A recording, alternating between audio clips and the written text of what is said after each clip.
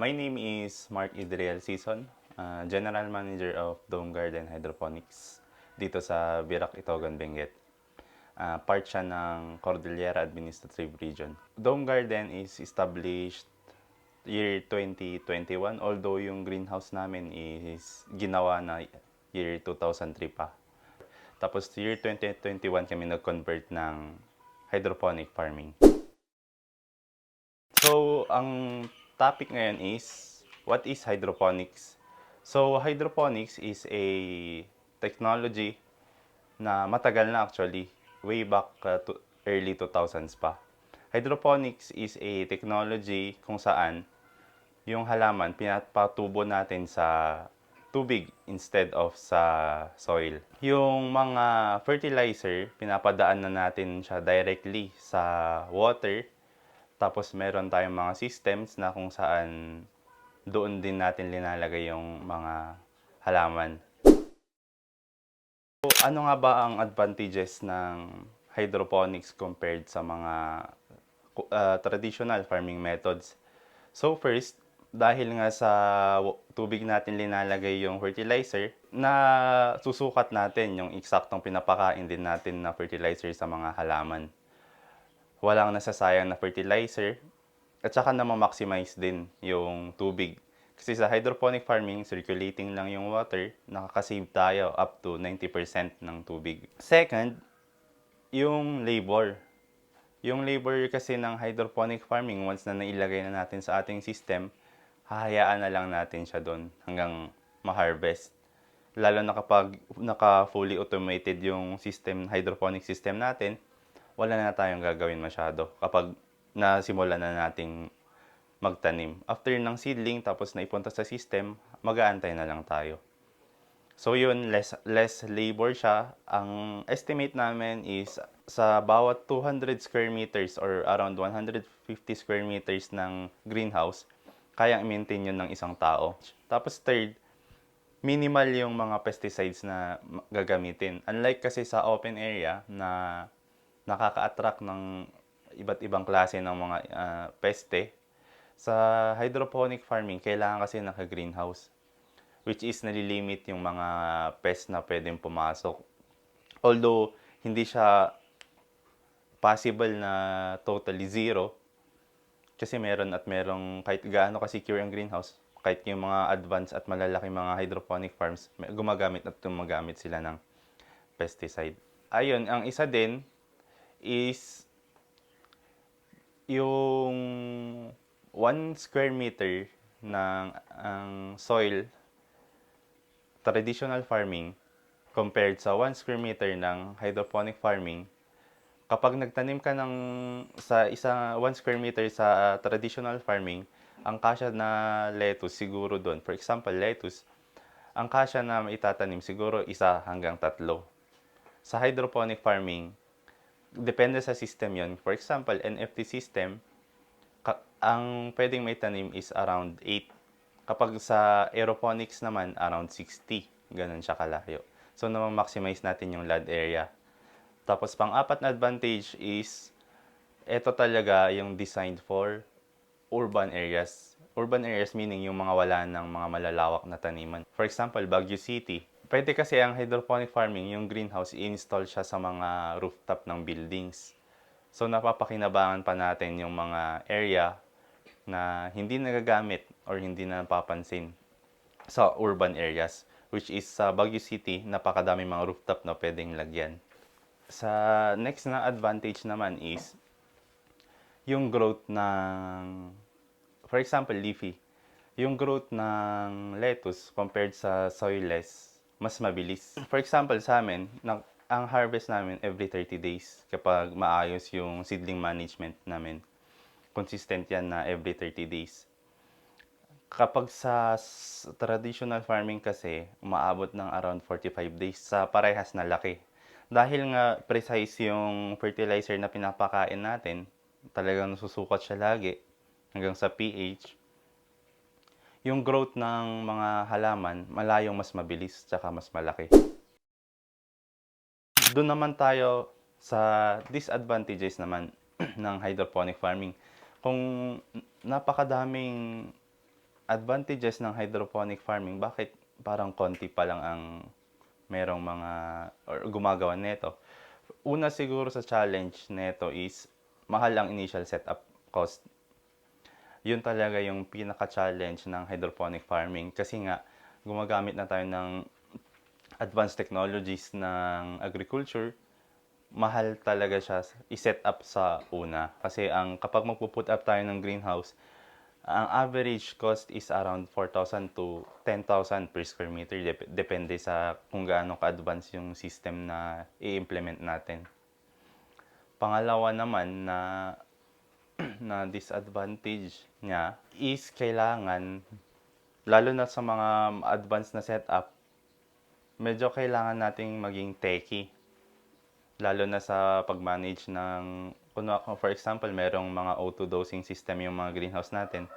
Kailangan na ma-manage natin lagi. At isa pa, for example, yung greenhouse natin walang solar, hindi siya powered ng solar. Kapag brown out, kailangan ng generator. Since yung halaman, nakalagay lang siya sa water or nakababad sa tubig, once na nag-brown out ng, for example, may calamity, tapos brown out ng mga around 5 days, matatamaan talaga yung mga halaman. Ang isa pa, dahil mahal nga ang initial setup cost per square meter, kailangan din natin piliin na yung ating itatanim is high value crops para naman mabawi natin yung capital na nagamit natin sa pagpapatayo ng greenhouse. Isa pa sa disadvantages ng hydroponics, no, kailangan mo ng knowledge per crop. For example, lettuce, tapos melon. Magkaiba yung knowledge na kailangan nating aralin dun. Kasi for example, sa lettuce, once na na-transfer natin ang lettuce, wala na tayong gagawin gaano kundi mag-antay na lang. Pero kapag naman, ang tanim natin is Japanese melon, kailangan na yung constant pruning. Kailangan alam natin kung kailan tayo magpo-pollinate. Ganun naman. So, each variety ng mga halaman, magkakaiba yan ng processes kung paano palakihin ng maayos. Depende din kasi yan sa market na kailangan, target market natin. So, isa yun sa mga factor, no, na magde-decide kung anong itatanim natin, kung ano yung mga marketable sa area natin. So, yung mga yon kailangan talagang aralin before tayo mag-set up. Sa isa pa, since naka-greenhouse naman tayo, kapag naatake ng peste, mabilis siyang kumalat. Kasi enclosed yung greenhouse tsaka magkakatabi yung mga halaman. Once na may nakapasok na pest, may hirap na siyang i-control. Ang option na lang is tatanggalin talaga lahat ng halaman sa greenhouse na na-attack. For example, na yung isang greenhouse mo na naka-enclose, talagang lahat tatanggalin na yung halaman kung nasimulan na siyang matake. So, kailangan talaga ng strict na protocol sa pagpasok, sa paglabas ng mga tao sa greenhouses. Tsaka yung mga disinfectant area, kailangan naka-set up siya ng maayos. So, yung sa mga system naman, merong dalawang klase ng system. Ang una is yung passive. Meaning, yung water hindi siya nagsisirculate. Naka-stagnant, for example. Ang system na ganun is yung Kratky method. Stagnant lang yung water, nakababad lang yung roots, hindi yung water na nutrients, hindi na nagsisirculate. Ang mga active naman na system, yun yung mga nagsisirculate. For example, merong NFT system na merong water tank na malaki, tapos may water pump siya na pinapaikot niya yung water nutrients sa buong system ng greenhouse. So, yung mga active na system, no, required talaga ang electricity. Kasi yun yung, kumbaga, pinaka-heart ng greenhouse para gumana. Ang pag-usapan natin ngayon, yung types ng hydroponics na kuan. Maraming klase kasi ang ginagamit sa hydroponics. Ang number one ngayon na ikuan natin, yung Kratky. Yung Kratky, yung ganito yung grow box nga na linalagyan ng tubig. Wala siyang pump, walang aerator, tubig lang siyang nakalagay dyan. Babad lang yung tanim dito. Ang kagandahan ng Kratky kasi, low cost ito. Pwede sa konting space, hindi gaano kalaki ang space, pwede kang makapagtanim. Itong katki kasi, mas mura siya, mas madali siyang gawin. Unlike naman sa NFT na kailangan pangmalakihan, na kailangan mo ng reservoir, yung tank mo, kailangan may pump ka, kung kailangan pa ng aerator para yung dissolved oxygen niya, ma-maintain mo para lumaki yung tanim. Dito sa Kratky, hindi na kailangan siya. Saka yung sa NFT nga, kailangan marami kang gagamitin na inputs. Pwedeng gamitin sa pagpapatakbo ng greenhouse. Number one nga, kailangan may aerator ka. Kung minsan pa, kailangan gagamit ka ng recirculating fan, yung exhaust fan, saka mga sensor, misting. Doon naman sa aeroponics, parang ganito siya. Ang kagandahan ng aeroponics kasi, makasave ng space. Yung space mo, kahit na kaunti lang, pwede kang makapagtanim. Kasi karamihan ng ngayon, mga 60 heads. 60 heads, may 80 heads ka, ganito lang siya kaliit na pwede mong mapagtaniman. Ang disadvantage lang ng aeroponics, pag yung init kasi dito sa east, example dito, pag naiinitan, doon sa kabila, hindi gaano siya naiinitan kaya medyo nagkakalegi siya. Medyo maliliit siya. Compare mo dito, medyo hindi gaano may pagkalegi siya. Di tulad ng medyo may init, buong buo siya. Yan ang, dito kulang sa init, ito mas nainitan siya. Pero ang kanang ng aeroponics, may kamahalan lang kasi mahal yung setup. Unlike dun sa Kratky, mas mura siya. Sa drip irrigation naman, ang ginagamit doon, drip lang siya. May pump ka na maliit. Pag malakihan naman, kailangan malaki rin yung pump mo. Yung kan lang doon, yung drip lang na kailangan. Pero ginagamit ito sa mga fruit bearing, tulad ng melon, cucumber, saka yung eggplant, strawberry, yung mga ibang kamatis, yun ang ginagamit sa drip irrigation. Yung common kasi na ginagamit natin ngayon, yung Kratky nga kasi mas mura. Yung NFT, isa rin na yun, yung may channel siya, saka may reservoir. Saka yung drip, yung ginagamit namin sa Japanese melon at saka cucumber, saka eggplant. Then sa aeroponics, yung ganito na space saving siya na pwedeng gamitin din sa highly urbanized na area. Ang introduce ko ngayon yung mga kailangan sa pagka-hydroponics, yung mga gamit na kailangan na gamitin natin para maganda yung kalabasan ng tanim natin. Pero sa una kasi, ang kailangan natin yung management sa seedling management. So, narito yung mga inputs na kailangan. Number one, kailangan natin ng coco peat na sterilize. Sterilize natin to. Pwede naman natin na ibabad sa calcium nitrate para ma-buffer siya. Saka, mayroon naman kaming ginagamit ngayon na bago, yung sponge. Nung una kasi ang ginagamit natin, karamihan, na i-introduce yung nasa cup. Yung styro cup, saka yung itong net cup. So, nag-experiment ang Dome Garden at alaman namin na para makatipid ka doon sa pagbabuffer mo ng coco peat, paglilinis ng mga gamit mong itong mga cup. So, sinubukan namin na gumamit ng yung sponge. Ito, introduce ko mamaya, pero introduce ko muna yung mga gagamitin natin na kailangan para maumpisahan natin yung sa management ng dito pa sa nursery.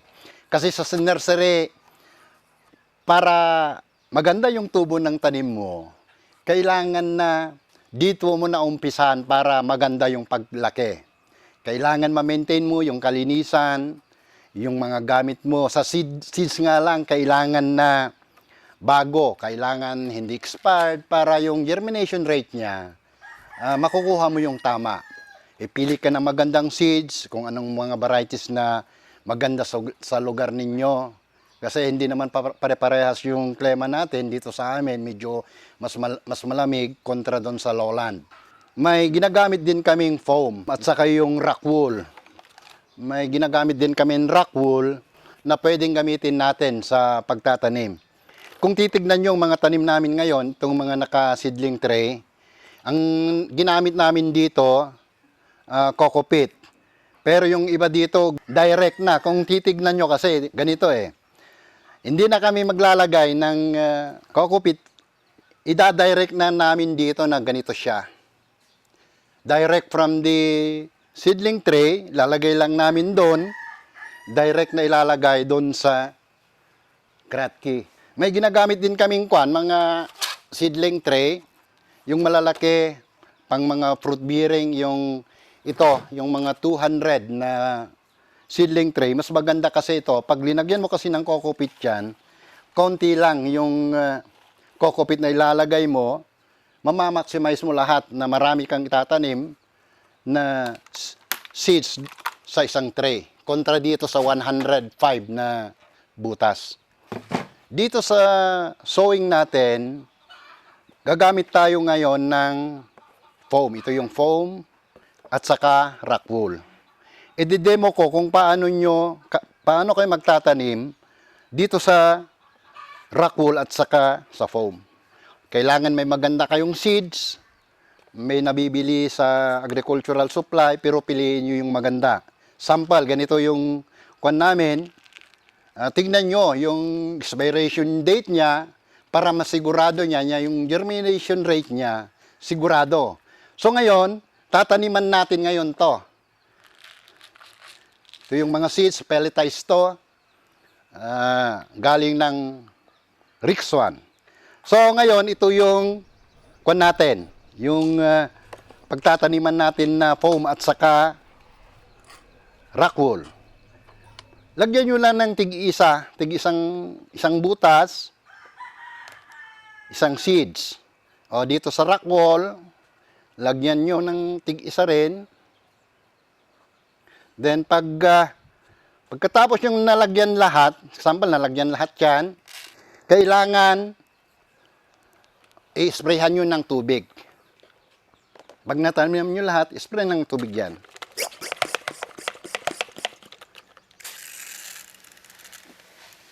Parang ganun lang siya. Hanggang basang-basa.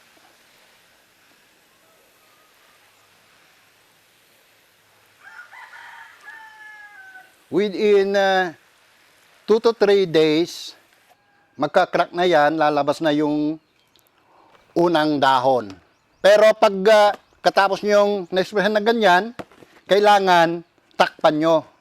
Takpan nyo ng ganyan, ilagay nyo doon sa cold and saka dry na lugar. Huwag nyo munang idediretsa doon sa init. Ilagay doon sa malilim na lugar. Parang ganyan siya. Hintayin nyo na lang na 2 to 3 days, lalabas na yung dahon niya na maliliit. Within 5 days, pwede na kayong lagyan ng nutrients itong tubig niya dito. Para may nutrients na siya. Hanggang 10 to 14 days, pwede nang ilipat sa grow bag, ay net pot. Diretso na. Kung saan man, pwede sa Kratky, pwede naman sa NFT. Ito namang bago na natuklasan ko kasi nag-experiment ako, gumamit ako ng sponge. Ganito siya. For hindi ka nagagamit ng coco peat, yung sponge na lang ang gagamitin mo. Pwede rin to. Kailangan ito kasi muna, pag gagamitin nyo yung sponge, kailangan hugasan. Hugasan nyo ng malinis na tubig, lagay doon. Saka kailangan yung butas nyo, medyo maliliit siya. Kasi pag nabasa yung sponge, mag-e-expand siya. Mag-e-expand doon sa butas. O, lumaki na siya, oh. Ganito kanina, nag-e-expand na. Pag nailagay nyo na dito, tamang-tama lang siya. O, ganun siya. Tamang-tama. Hindi na kayo gagamit ng kokopit, hindi na kayo gagamit ng styro cup. Parang ganyan siya. Pag nailagay nyo na dito sa Kratky. Ito kasi Kratky. Stagnant yung tubig niya na may nutrients. Then pagkalagay nyo, ilagay nyo dito. Ganyan siya. Saka nyo lagyan ng seeds, tig-isa. Ito kasi direct sowing na to. Direct sowing nyo na.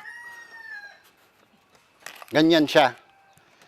Parehas din yan. Pag natapos yan, pwede nyo takpan o ilagay doon sa hindi direct sa init.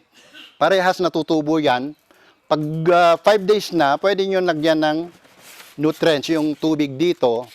Kailangan yung tubig dito, tamang-tama lang siguro, parang ganon. Mga half inch lang, para hindi siya malubog. Ito yung Kratky. Kasi ang dating ginagamit namin, ganito rin siya, yung grow box na ganito, saka yung styro. Pero itong styro, maglalagay ka pa ng kokopit, saka mo ilalagay doon. Pero ito direct na. Dito naman sa pag-transplant, may gagamitin ka kung anong nakadesign sa inyo.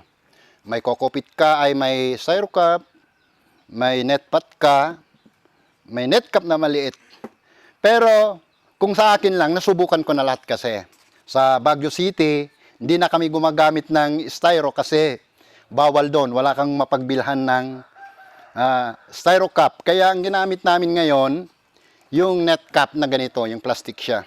Pero parehas lang naman. Ang problema lang, yung disadvantage nito, marami kang magagamit na kokopit kontra dito sa mas maliit na cup.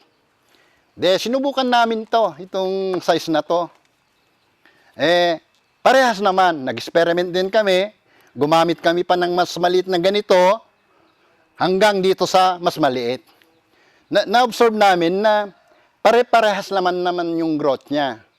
Kaya, pag ganitong cup ang gagamitin nyo, ganito lang pag-transplant yan. Tak-tak nyo lang ng kaunti. Kuha kayo dito sa, ito siguro, mga 14 weeks na ito, ay 14 days. Pwede nyo nang i-transplant dito sa net pot. Pag ganyan niya, siguro mga 10 to 14 days, pwede niyang ilagay doon sa grow box. Yung may butas, yung maliit. Ito kasi maliliit. Pag ganito, pwede nang ilagay dyan. Parang ganito siya. Ang paglagay pala, pag sa styro cup, 3/4 lang, wag nyong punuin. Hindi ganyan. Wag nyong punuin, mga 3/4 lang siya. Ganyan, saka kuha kayo ng seedlings, ilalagay nyo lang. Ganun siya, saka ilalagay sa grow box. Ngayon, ito kasi titimplahan nyo muna yung tubig dito sa grow box. Yan. Titimplahan dito. Kailangan may nutrients to. Yung 1 liter, kailangan may A and B kasing nutrients. Dalawa siya. Sa nutrients, ito palang grow box, kailangan pag ilalagay na natin yung tanim natin na ganyan, kailangan lagyan natin ng tubig at saka nutrients yan. May sinasabi silang nutrients na A and B. Ang ilalagay natin dito, 1 liter A ay 2 ml kada litro at saka 2 ml per liter B. Saka ilalagay dito sa grow box. Ganyan lang siya. Pwede namang lagay dyan. Kung may meter kayo, ito nang ginagamit namin. Yung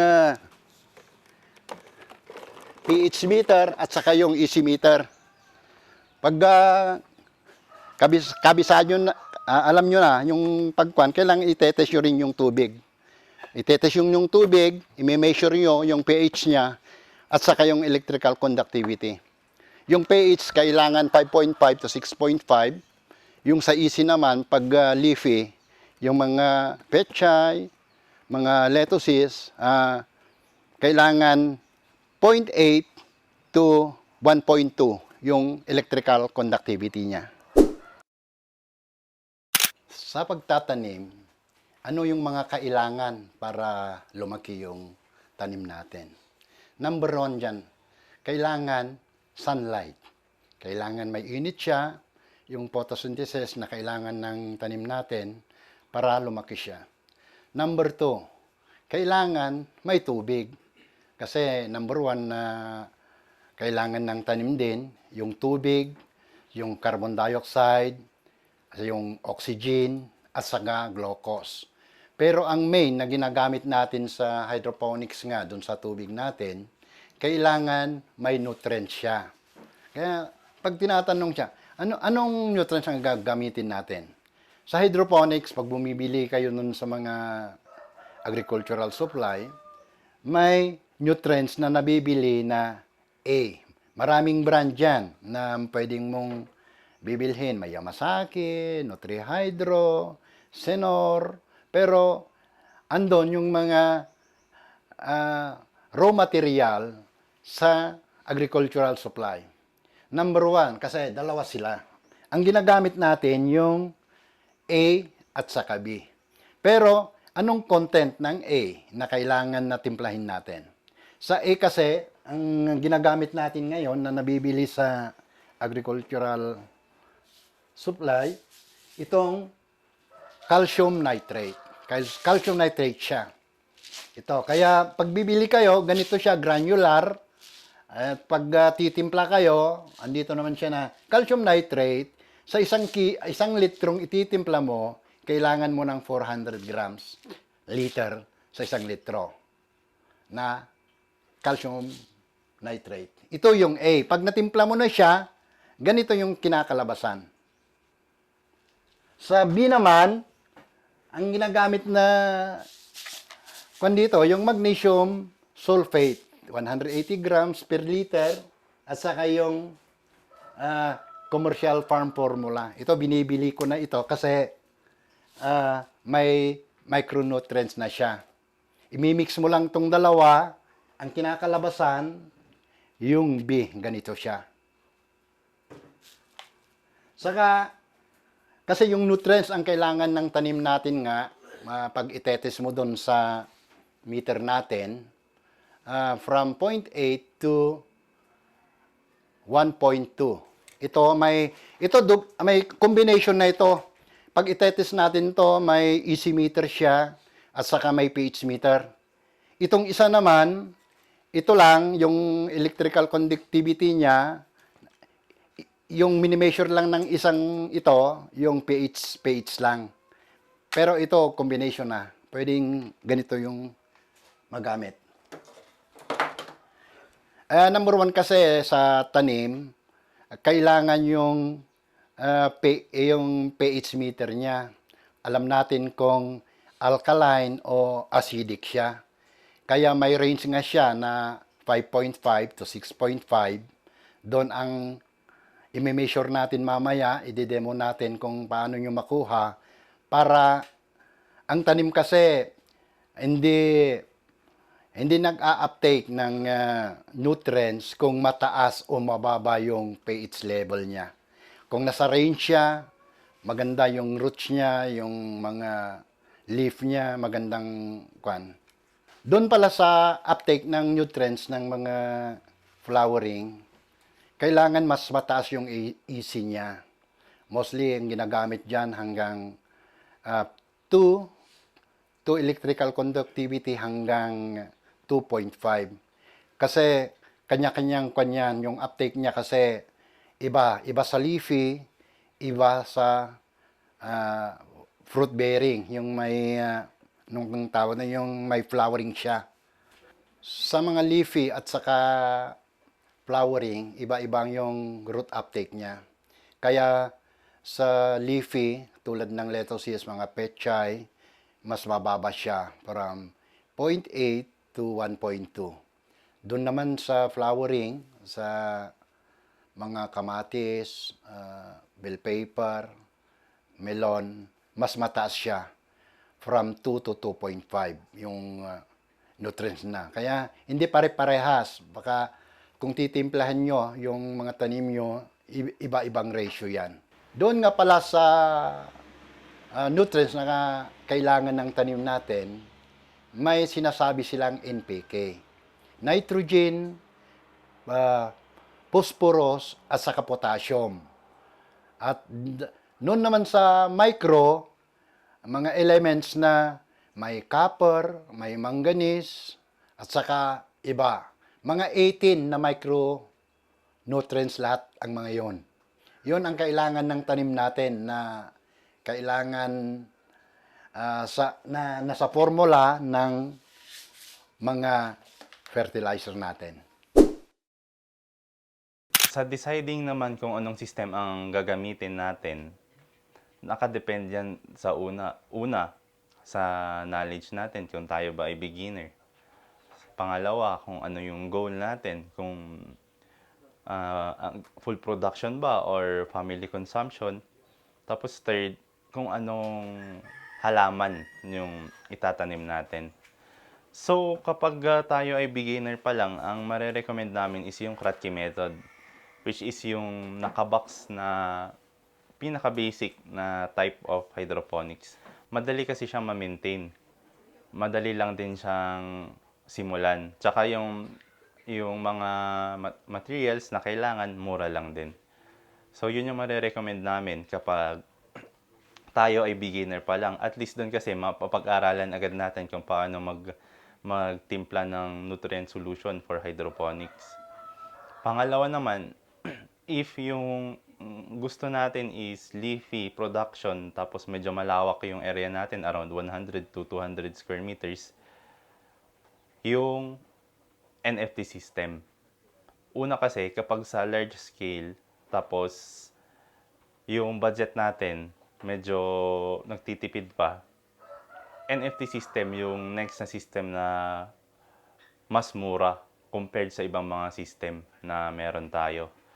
At saka mas madali lang din siyang i-maintain, tapos mas madaling i-install.